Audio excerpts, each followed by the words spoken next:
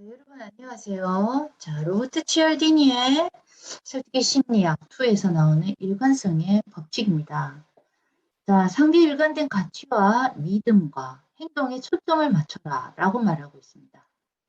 자, 그리고 당신에게 친절을 베풀었던 사람은 당신이 친절을 베푼 사람보다 다시 당신에게 친절을 베풀 가능성이 훨씬 크다라고 말하고 있습니다. 한 걸음의 놀라운 마력, 한 발 들이밀기 전략인데요. 자, 이렇죠. 먼저 작은 주문으로 시작합니다. 즉, 전체 제품군의 유통계약을 맺기 위한 포석을 까는 전략이다라고 하죠. 세일즈의 경우이죠. 아무 관심 없는 잠재 고객에게 일단 10분만 시간을 내달라는 식으로 작은 한 걸음을 내립니다. 잘 기억하는 내용입니다.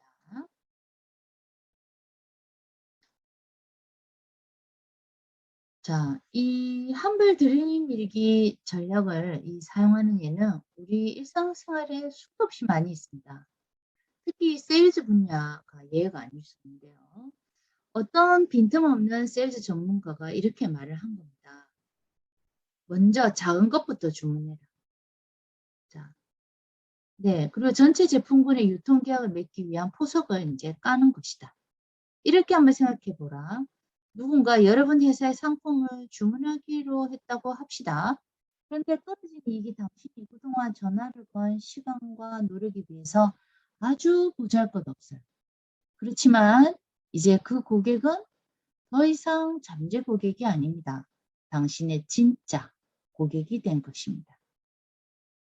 아주 작은 첫 주문조차도 이 성사시키기 어려운 경우에는 일관성의 원칙을 이용하는 것이 바로 이 전략을 적용할 수 있는 것이라 할 수 있습니다. 예를 들어서 아무 관심 없는 잠재 고객한테 일단 무조건 10분만 시간 내달라는 식입니다. 자, 그러면 이 바로 10분 내달라는 것이 작은 한 걸음이 된다는 것이죠. 그 사람들이 승낙을 얻어낼 가능성이 훨씬 더 높아진다는 것이죠. 자, 마찬가지로 마케팅 조사팀이 우선 사람들한테 간단한 설문조사에 응할 의사인지 물어봅니다. 그러면 사람들은 이 수많은 문항에 답하도록 유도하기가 훨씬 더 쉬워진다는 거죠. 실제로 프리드먼과 프리저는 또 다른 실험을 실시했는데 그 결과 또한 위의 의견을 뒷받침하고 있어요. 새로운 실험에서 연구팀은 집주인들이 전화를 걸어서 어떤 조사에 참여할 의사가 있는지 물어봅니다. 연구 조교는 구체적으로 다음과 같이 말해요. 저희 연구원 5, 6명이 오전에 댁에 찾아가서 두세 시간 동안 머물면서 집에 있는 모든 물건을 열거하고 분류하는 일을 할 겁니다. 저희는 찬장과 창고까지 모두 살펴봐야 하기 때문에 집안 이곳저곳을 돌아다닐 겁니다. 이렇게 수집된 정보는 공공 서비스 간행물인 가이드에 실릴 예정이에요. 자, 이처럼 매우 불편한 요청에 대해서 집주인들의 22%가 동의합니다. 이 정도로 사생활을 침해하는 행동은 보통 수색영장을 요구하는 일이라는 점 생각해 보면요. 꽤 놀란 수치죠. 연구팀은 두 번째 그룹의 주민들에게 똑같이 사생활 침해 요청을 하기 3일 전에 먼저 전화를 걸습니다. 그리고 다음과 같이 요청을 합니다. 자, 저희는 각 가정에서 어떤 물건을 사용하시는지에 관한 설문조사를 하고 있는데요. 이에 응답해 주십사 부탁드리려고 전화를 했습니다. 이 정보는 공공서비스 간행물 가이드에 실릴 겁니다. 저희 조사에 응하시겠습니까? 3일 후에 어떤 일이 났을까요? 더 큰 부탁을 받은 주민들 중에 약 53%가 들어주겠다고 동의했습니다. 이런 접근법은 가장 저항이 심한 그 집단에도 적용이 가능합니다.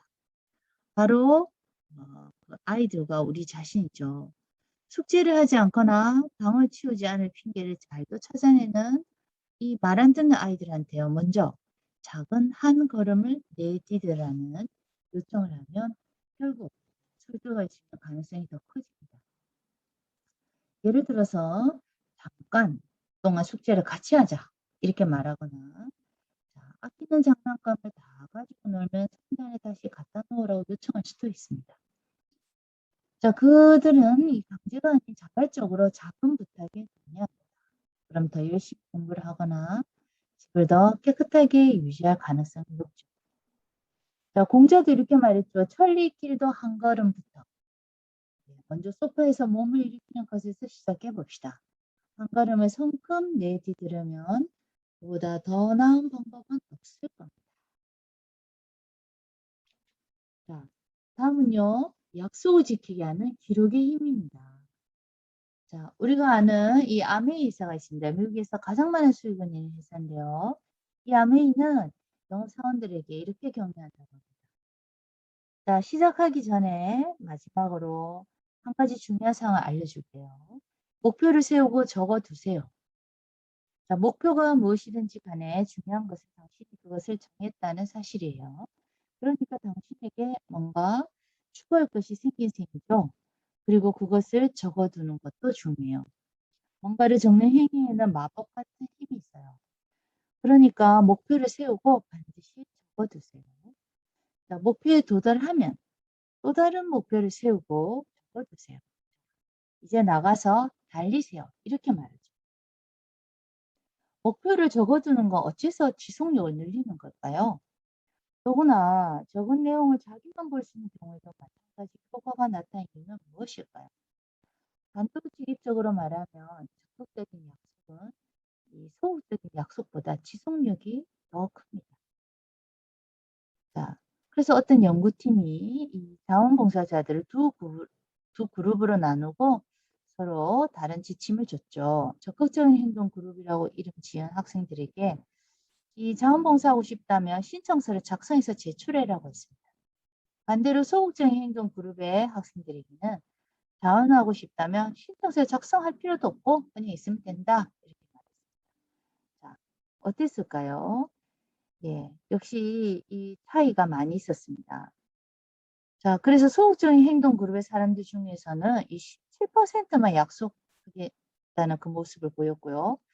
적극적인 행동 그룹의 사람들은 49%가 약속을 지켰다고 합니다. 뇌에 기록한 약속, 즉 적극적인 약속이 참여를 이끌어내는데 훨씬 더 성공적일까요? 이 취업비와 간호는 적극적으로 자원한 사람들은 결정이유를 자신의 성격적 특색, 관심사, 신명으로 보는 경향이 크다는 것을 발견했습니다. 적극적인 약속은 사람의 마음을 어떻게 움직이는 걸까요? 사람들이 예, 자, 구체적인 약속을 많이 하는 때를 생각해 보세요. 이를테면 새해 결심 같은 건 말이죠. 그냥 생각만 하지 말고 자기 자신에게 한 약속과 그에 대한 내용을 자세히 적은 다음 이를 지키기 위해서 지침을 덧붙입니다. 그럼 더욱더 좋다는 거죠. 자, 또 소매업계는요, 기록의 힘을 잘 보여줍니다. 특정 매장 전용의 신용카드를 신청하거나 기타 금융상품에 가입하는 고객들에게 구매 비용을 몇 달 혹은 몇 년에 걸쳐서 나눠낼 수 있게 해주는 매장들이 많아요. 또는 대리점에서 일하는 사람들은 고객이 직접 신청서를 작성한 경우에 예약을 취소할 확률이 더 적다는 것을 알고 있어요.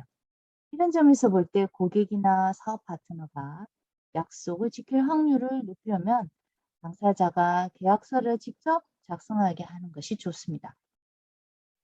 이 적극적인 약속은 의료업계에도 유효합니다. 의료업에 종사하는 사람들은 예약한 시간에 나타나지 않는 환자들이 점점 늘어나고 있다고 보고합니다. 실제로 미국 보건서비스 설문조사에 따르면 1년 동안 사람들이 어기는 예약 건수가 700만 건에 달한다고 합니다. 어쨌든 환자가 직접 카드의 날짜와 시간을 줬도록 하면 쉽고도 효과적으로 예약 불발 비율을 줄일 수 있지 않을까요? 자, 친절도 거듭난다입니다. 1706년에 태어난 벤자민 프랭클린이라는 사람이 있습니다. 네, 이 사람은 작가, 정치가, 외교관, 과학자, 출판업자, 철학자, 발명가 등 팔방미인으로 유명합니다. 여러분 그 수첩 아시는지 모르겠는데요. 제가 예전에 예스24에서 과거에 자주 썼는데 그 프랭클린 수첩이라고 있어요. 이 수첩은 기록을 아주 체계적으로 할 수 있는 시스템 다이어리였습니다. 자, 그래서 이 프랭클린 이름 붙었는데요. 자, 그 사람은 어떤 발견을 했냐면요. 자, 이 중에서 특히 그 적들을 불편하게 만들어서 존경을 이끌어냅니다. 어떻게 그렇게 했을까요? 자, 프랭클린이 어떻게 적의 존경과 우정을 얻어낼 수 있을까요? 네, 보겠습니다. 자, 이 벤자민 프랭클린은 펜실베니아 의회에서 일하던 시절이었어요. 그 사람은 다른 의원의 촛불청년 정치적 반대와 적이 때문에 좀 힘든 날을 보내고 있었죠. 그 일화 중에 하나입니다. 그 사람이 어떻게 했냐면요. 자, 이렇게 생각했어요. 그 사람의 글입니다. 노예처럼 억지로 아첨을 해서 환심을 살 생각은 없었다. 얼마 후에 나는 다른 방법을 택했다. 나는 그의 서재에 매우 희귀하고 진귀한 책이 있다는 이야기를 듣고 그에게 편지를 썼다. 나는 그 책을 찬찬히 읽고 싶다는 소망을 이야기하고 며칠 동안 읽어주는 호의를 베풀어 줄 수 있는지 물었다. 그는 즉시 책을 보내줬다. 일주일쯤 지난 후 나는 구구절절 호의에 감사하는 편지를 적어 책가와 함께 돌려줬다. 그 후 의회에서 마주쳤을 때 그는 내게 말을 걸었다. 그리고 매우 공손한 태도를 보였다. 그는 이후 무슨 일이든지 기꺼이 나를 배려해줬다. 그렇게 우리는 좋은 친구가 됐다. 우리의 우정은 그가 죽을 때까지 계속됐다. 이것은 내가 알고 있던 격언이 진실이라는 것을 증명한 예다. 즉, 당신에게 친절을 베풀었던 사람은 당신이 친절을 베푼 사람보다 다시 당신에게 친절을 베풀 가능성이 더 크다. 말하는 거죠. 그래서 이 프랭클린의 전략은요. 그러니까 어떻게 볼까요? 자, 이렇게 생각해 볼 수 있죠. 어, 우리는 사람들이 기존의 행동과 일관적인 태도를 취하려고 싶어 한다는 것을 알고 있습니다. 프랭클린의 적은 좋아하지도 않는 사람에게 호의를 베풀고 있는 자신을 깨달았을 때 아마 이렇게 중얼거렸을 겁니다. 내가 왜 좋아하지도 않는 사람을 도우려고 나답지 않은 행동하고 있는 거지? 어쩌면 프랭클린은 그렇게 나쁜 사람이 아닐지도 몰라.